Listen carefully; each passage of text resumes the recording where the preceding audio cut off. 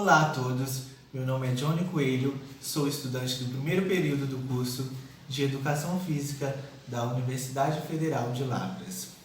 Essa videoresenha é sobre a tese Deficiência Física, a sociedade brasileira cria, recupera e discrimina.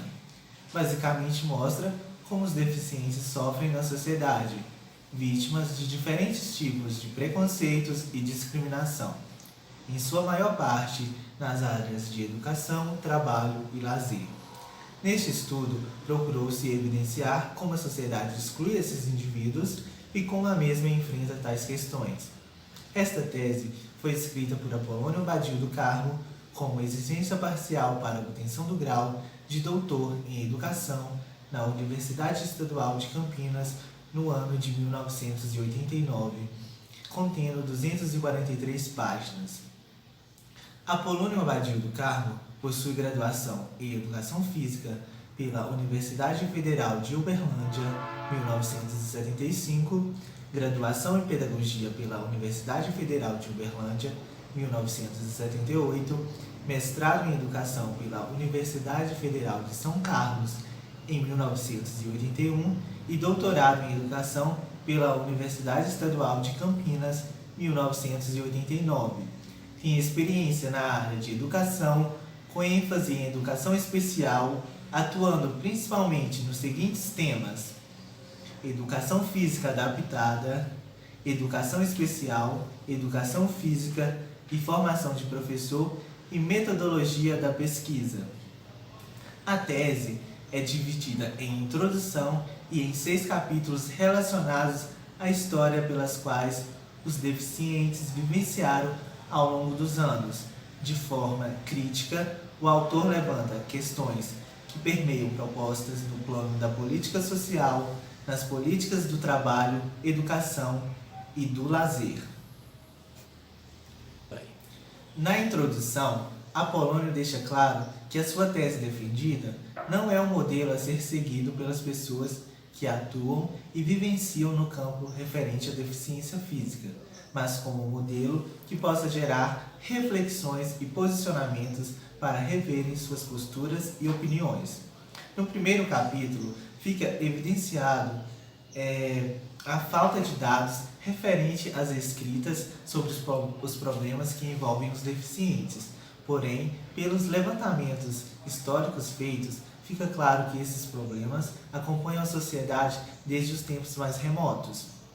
Nas culturas primitivas, por exemplo, os recém-nascidos com deficiências eram eliminados e os indivíduos que, devido às circunstâncias, ficavam, eram enterrados vivos. A deficiência era considerada algo ligado à impureza e ao pecado. Nos povos antigos, a amputação era usada como uma forma de punição, meio para informar que o portador era escravo ou criminoso. Foi a partir do Renascimento que houve grandes avanços em relação aos seus direitos. Além disso, no Brasil, até 1850, não existia nenhuma assistência médica para a população em geral.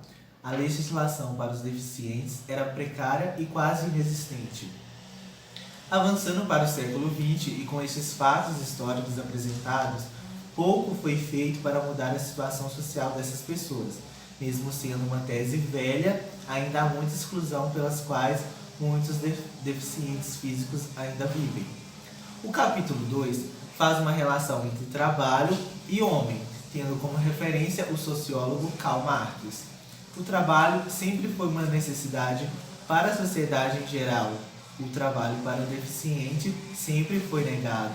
Historicamente, eles sobreviviam por esmolas ou por caridade religiosas, tirando deles o sentido de utilidade no meio social.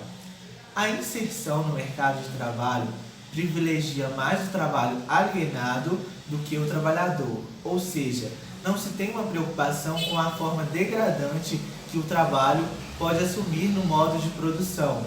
Ao final deste capítulo, questões são levantadas. Tornar o deficiente um ser produtivo é uma meta que devemos perseguir?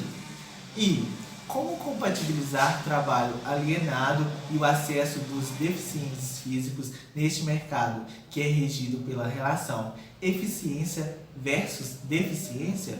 Questões essas que vão ser respondidas posteriormente. O acesso ao trabalho e a capacitação constituem direitos essenciais da pessoa humana. Surgiu dessa problemática o primeiro plano de ação da Coordenadoria Nacional para a Integração da Pessoa Portadora de Deficiência, em 1987. Seria um programa de inserção da pessoa com deficiência no mercado de trabalho, mas a relação dos Estados brasileiros e deficientes físicos propostos no terceiro capítulo evidencia uma tentativa falha de inserção, pois o Estado privilegia mais o trabalho alienado ao invés do trabalhador. Através de entrevistas realizadas retratando os pensamentos das diferentes pessoas sobre o mercado de trabalho, foi observado que a preparação para o acesso ao trabalho foi a reivindicação mais frequente. O problema é a falta de preparação do deficiente físico em termos de mão de obra especializada. Além de não ter acesso aos diferentes níveis de escolarização, não possui nenhuma profissão. Percebe-se que a sociedade é a fonte geradora da deficiência, ou seja, ela gera e discrimina. A discriminação também foi um dos fatores considerados pelos entrevistados, de forma velada por parte das empresas, geralmente usando apoio nos exames médicos para disfarçar a discriminação. A respeito da forma mecânica no modo de produção capitalista, devido às limitações, os deficientes físicos são colocados para realizar tarefas repetitivas e simples. Muitos dos entrevistados aceitam naturalmente essa situação, encontrando neste trabalho alienante e mecânico como saída para o problema da integração. É destacado também a utilização pelos empresários de deficientes visuais e auditivos em locais de insalubridade sonora ou em câmaras escuras, ou seja, o modo de produção está encontrando na deficiência uma forma de extração da mais-valia, respondendo em parte a algumas das questões colocadas no capítulo anterior. Ao longo do capítulo 4, o autor coloca em foco a escolarização dos deficientes, que deve ser enfocada levando em conta os diferentes tipos de deficientes, como a física, visual, auditivas e mentais. A diferença está no fato de existirem escolas especialmente criadas para atender às especificidades e necessidades dos deficientes visuais, auditivos e mentais, enquanto para os deficientes físicos, geralmente são inseridos em escolas convencionais. Podemos colocar em evidência a preocupação específica do Estado em relação com essas pessoas ao citar o Instituto Benjamin Constant, localizado no Rio de Janeiro, fundado em 1854, como nome imperial Instituto dos Meninos Cegos e também Instituto de Surdos Mudos, hoje conhecido como Instituto Nacional de Educação de Surdos, INES. Podemos citar também o Cinesp, onde sua preocupação era priorizar o ensino regular às pessoas que apresentem condições especiais de desenvolvimento físico e biopsicológico, promovendo assim a integração social. Porém, fatos e problemas são apresentados no campo educacional brasileiro, dentre eles a qualidade de ensino, a falta de recurso e material, metodologias dos professores, a discriminação e exclusão. A falta de transporte adequado para os deficientes físicos tem sido considerado um dos maiores problemas em suas vidas, inviabilizando o acesso à educação, saúde e trabalho.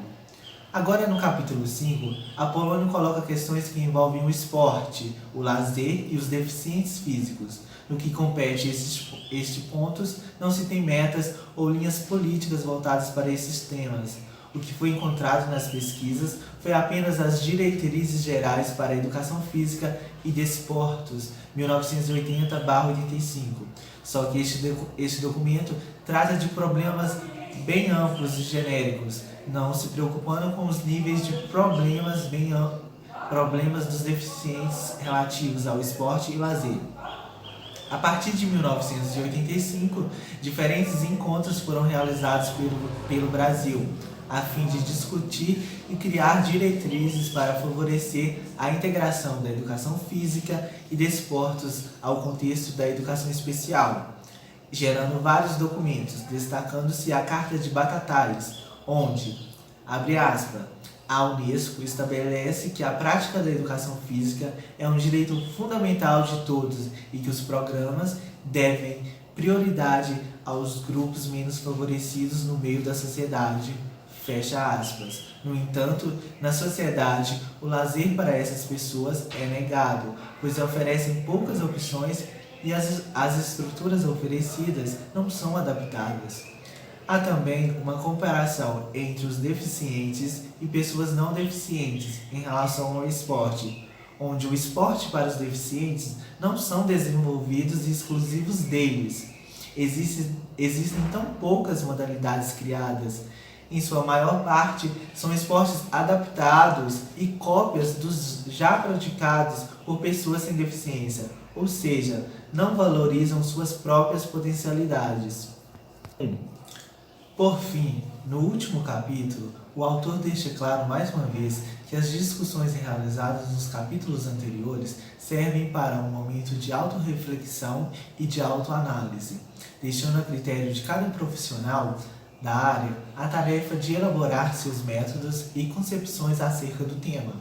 Apresenta fatos de sua vivência no período de estudante do curso de Educação Física na Universidade Federal de Uberlândia em um projeto que visava oportunizar momentos de lazer e prática desportiva às crianças que não tinham condições. No decorrer do programa, 3 crianças apresentaram deficiência motora, o que fez com que encontrassem meios de solucionar este problema, até então desconhecida e ignorada por alguns professores que estavam alienados e descomprometidos com a realidade que os cercava. Destaco como um ponto positivo a fácil linguagem utilizada pelo autor, que proporciona uma melhor compreensão do leitor. Ademais, o uso de citações de autores como Silva, Santos Filho, Alves, o sociólogo Karl Marx, dentre outros, e também o uso de dados referentes às leis, pesquisas e das entrevistas que enriquecem o texto, dando clareza e meios para conhecer melhor sobre o tema. Além disso, acredito na veracidade dos fatos apresentados pelo autor e vejo a importância de se ter conhecimento sobre isso na formação do profissional educador físico. Já os pontos negativos é relativo à utilização de termos como portadores de deficiência PPD e portador de necessidades especiais PNE. Tais termos não são utilizados mais. O termo oficial e correto, que foi definido pela Convenção das Nações Unidas, é pessoas com deficiência, PCD, e alguns dados utilizados já estão obsoletos, sendo substituídos por outros. Isso deve-se ao fato da tese ser escrita no ano de 1989.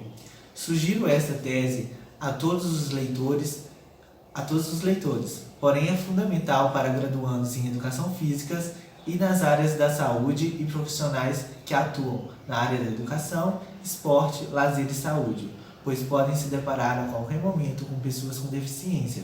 Sugiro também que nós, futuros profissionais da educação física, façamos parte de pesquisas e núcleos de estudos acerca do tema, para gerar novos projetos e pesquisas científicas.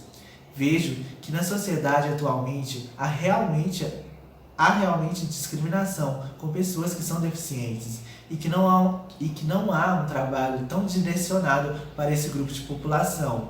Dessa maneira, penso que é de suma importância o papel das universidades na formação de profissionais que sejam capacitados para trabalhar com eles, pois somente com um trabalho multidisciplinar e contínuo que poderemos melhorar a qualidade de vida dos deficientes e proporcionar a eles mais integração, saúde, lazer e bem-estar. Eu espero que vocês tenham gostado desse vídeo e que tenha agregado algum conhecimento a vocês. Muito obrigado!